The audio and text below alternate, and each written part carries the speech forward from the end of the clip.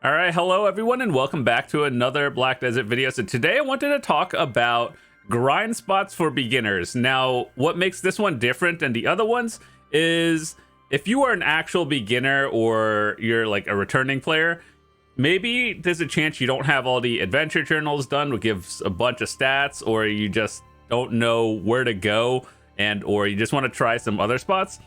So in this video, I'm going to go up to 270 AP, and that's usually where I would consider beginner-ish area, and then once you go past there, you're mid-tier gear and then endgame. But if you want to watch those, you could check the link in the description where I have the best spots for silver, XP, Agris, and all that other stuff. But this one is more tailored towards beginners who may not have all the adventure perks and everything done. Just, you started the game, I don't know, 2 weeks ago, and you're just figuring things out. All right, so the way we're going to be doing it is there's a tab in your thing called the Monster Zone Info. And the way I like to do this is sort by all AP, so you could timestamp your way towards wherever you're at. And I want to talk about a lot of these spots just because there's a lot of spots in this game. However, most of them are kind of outdated and everything. So let's start with, if you're leveling up for the first time ever and, you're playing seasons for the first time, what I would start at is, well, I guess before you get any AP, you're in like seasonal Naru and Tuvala. Here's what's going to happen. When you first start, you're going to be doing your questing from like the Western Guard Camp to Velia. That should get you to level 15. And then after that, you're probably going to go to Castle Ruins till 20-ish or maybe mid-20s. And then Bloody Monastery until mid-30s. And then after your mid-30s, you can go down to Owl Camp. And I would recommend this one as an earlier player, like just because it's easier. But if you do, like this is your second time or you're a returning player, where I would go is down to the Marnie's Lab just because it's a little bit faster. And then once you get to 50s, you do the Catfishman Camp area to like 51. And then 51 all the way to 56, you would go to Soldier Cemetery. And then from 56, you could go to Polly's. Now, with that said, if you have a friend that's playing the game, you could just get boosted at like Gyphon or whatever. But generally from 56 to like 60, you could either go questing or you can go Polly's and then just learn everything else from there. With that said, okay, let's talk about this. All right, so assuming you are like within 100, 150 AP at this point, I would probably start off with Soldier Cemetery. This spot gives a lot of XP early on, and it also is near the town. So that means, let's say if you're a new player, you don't have a lot of inventory, you don't have a lot of weight, you might not have the fastest horse. I don't know. But the one I chose this spot because it's easy to level. I've personally tested it on seasonals, and it's right near town, and there's an NPC where you can sell everything. But usually weight and inventory is a big thing for newer players, so something nearby is very good to go to. And the next thing I wanted to talk about, once we go down into like 140, I would recommend Polly's Forest. Now this place, it's probably easier at level 56 going into 60. It gives a lot of skill XP. It also gives a lot of combat XP. And the silver, I mean, for the AP zone, it's, not terrible. But it also allows you to start picking up the Atanus elements, which is one, the thing to go for your infinite potions. Basically, these exchange for one pity piece, and 100 goes for, the part you want. So it's probably good to collect those early. All the drops are kind of irrelevant, not gonna lie, but this is a good starting point. And then after that, I would go Proddy's Cave at 170. Now this one is a little bit tricky. It is decent, but it does require you to go or have a little boat because Proddy's Cave or Proddy Cave is kind of over here. And getting to the island as a new player might be a little bit rough, but it is decent. And if you are not, then I would recommend going towards, where is it? Blood Wolves. Now this is at 180. And by 180, you're probably in, you know, try maybe Tet to Vala gear. And so you're not even max seasonal gear yet, but you're like halfway there. And Blood Wolves is really good because you're going for your infinite health potion, the pity pieces as well. Cagdanacs actually sell for a decent amount of silver early on. And like if you save them, eventually they can make those dark red fang crystals, and those sell for a decent amount because they're pretty high end or mid to high end crystals for overall. So these do sell for a lot, and your goal is to get the infinite potion pieces. Everything else, you know, it's kind of just a bonus if you get it, but it's not really that big of a deal.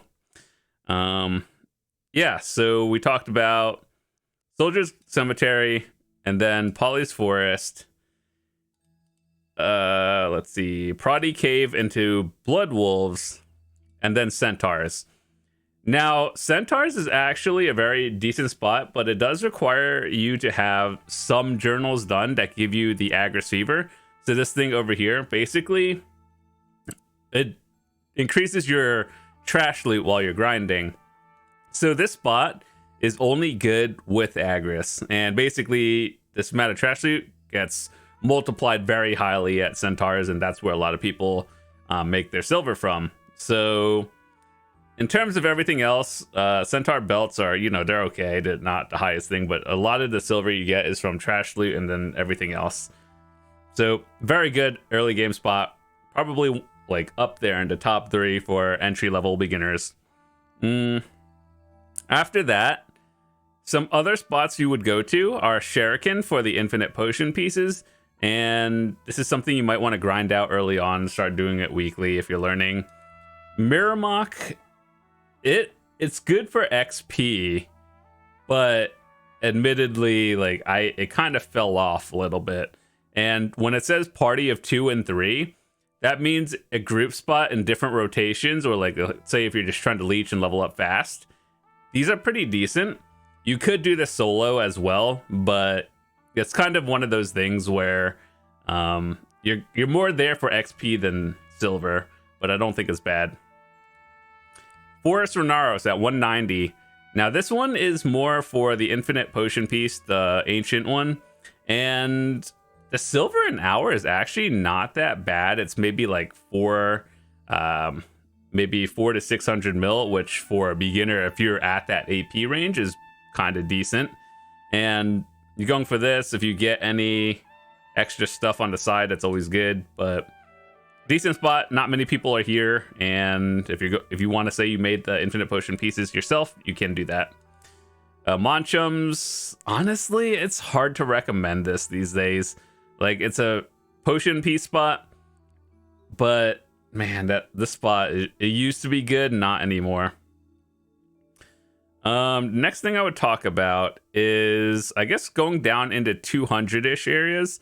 Now, in a recent video, I talked about altar imps, how at endgame, people are enhancing like endgame accessories. And while you may not need it now as a beginner, you can always just sell these on the market.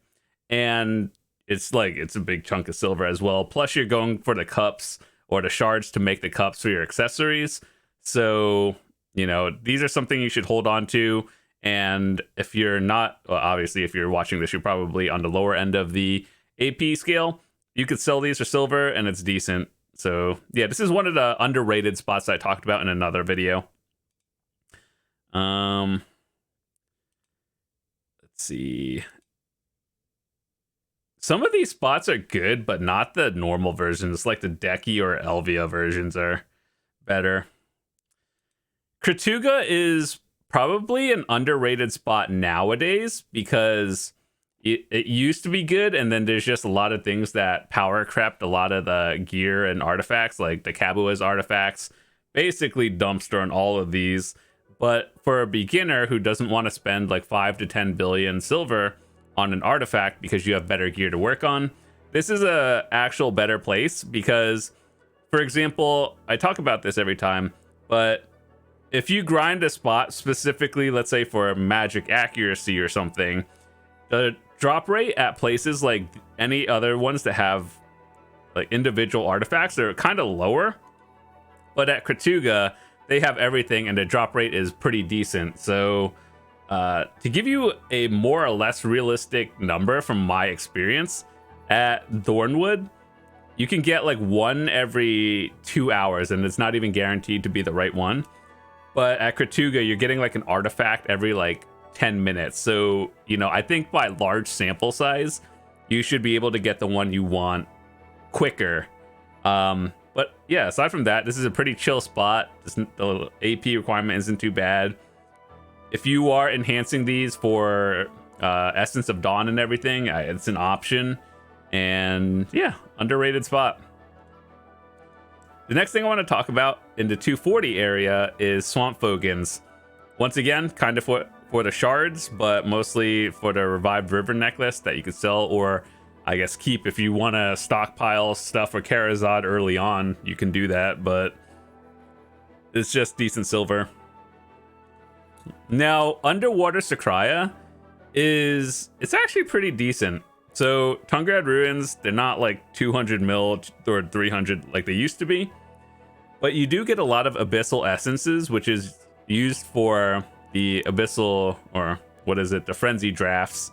And there's actually they do sell, and if you're not at the end game, I would consider Frenzies pretty decent. So even I have a stock of them when I'm not grinding super end game spots, but aside from that, you know, this is more for the lower to mid tier. And you can craft them or sell them. Pretty decent. So definitely worth trying out. The next thing I want to talk about is an underrated spot that we have, Paddocks Island. So if this spot didn't have the rich merchant ring, this spot would be terrible. However, that is something endgame players all go for. But with the release of Essence of Dawns and Karazads, it made this spot a little bit more worthwhile, simply because if you enhance these, you can turn them into Essence of Dawn, and it gives you a decent amount. So Ocean Haze rings, I believe the drop rate is not terrible, but it is something that you could start doing early on. But aside from that, it's not really that good. So underrated, and you have to be there for a specific reason.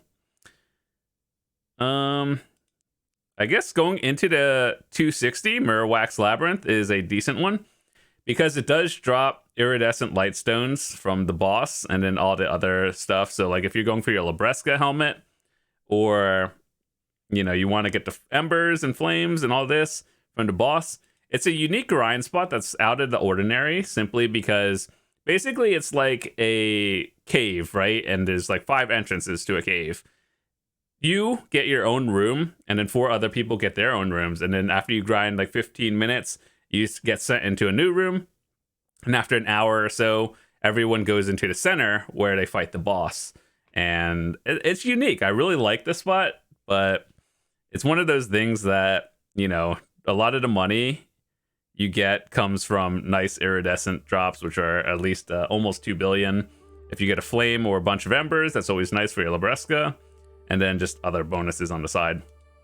If you are going for the flame directly, Jade Starlight Forest is, you know, straight up the best place to be. But this one is also an easy spot to go to, because it's a very easy rotation. Think of a triangle, and then you just go point A, B, C, and keep grinding there until you get it. In the 260 area as well, Ore Camp for Elvia is straight up the most silver. Like, the reason why this one is good is because all the silver you get from this spot is complete trash loot. There's very little RNG in terms of, like, you know, some grind spots are a lot of silver because you get a rare item. For example, like, you know, in Jade Starlight, your big ticket items are iridescence and flames. This one just gives a lot of trash loot that you sell to vendors, so every hour is for the most part consistent. And so yeah, this is the most silver, and I have literally hundreds of hours here back in the day, so it's an easy circle to do. And then Bloody Monastery is second under Orcs because the Crimson Bell could drop a lot of these, and you know, it's like a decent spot. But the reason why you're doing it is because it's fun. Shards are always good for your cups, for your accessories in the future. But the Crimson Bell is like, imagine if you summon something and hordes of enemies come towards you, right? And then you're fighting them off for a solid 10 minutes. Now multiply your grind hour by like that, and you get 7 bells, and you summon like 7 waves for 10 minutes at a time. It's actually kind of fun. I have some videos you can watch of that as well. Just search up like Bloody Monastery grind and find my video. But yeah, after that, I would say probably Hong Lim base. This is for 270, and I would say up to around like 300, maybe 310 AP. And the reason why you're going here is it's just a lot of silver. You use Agris, even though they don't list it here. And then you get these crystals, which will always sell because it's for endgame Karazad accessories, which you can turn these into Essence of Dawns and then use it or sell it. But yeah, aside from that, Hong Lim base is very good. And then every spot above here, I wouldn't consider these beginner anymore, just because it's like a little bit rough. You have to get the Dekia lantern and everything. So I would say considering it more intermediate to end game. So those are the spots up to 270 that I'd recommend. And as a recap, what I would recommend if you're going for silver, if you're in the 260 area, probably Orc Camp and or Jade Starlight Forest for the thing. If you're under, I'd probably go to Sakraya Underwater, Kratuga, and those are like the highlight spots. But everything I talked about today, I would consider them all pretty solid. And then all of these under here are probably Infinite Potion spot pieces, but Centaurs is very solid as well. So yeah, that's my recommendation, and then Polys especially for beginners. But with that said, I want to say thank you guys so much for watching these videos. If you enjoyed it, be sure to drop a like. And if you're new, hit that subscribe button. I'd love to see you come back. I have a bunch of videos to talk about, a lot of guides I want to update from 2024 to this year. And yeah, hope you guys enjoyed it. Thanks so much for watching, and I'll see you later. Peace.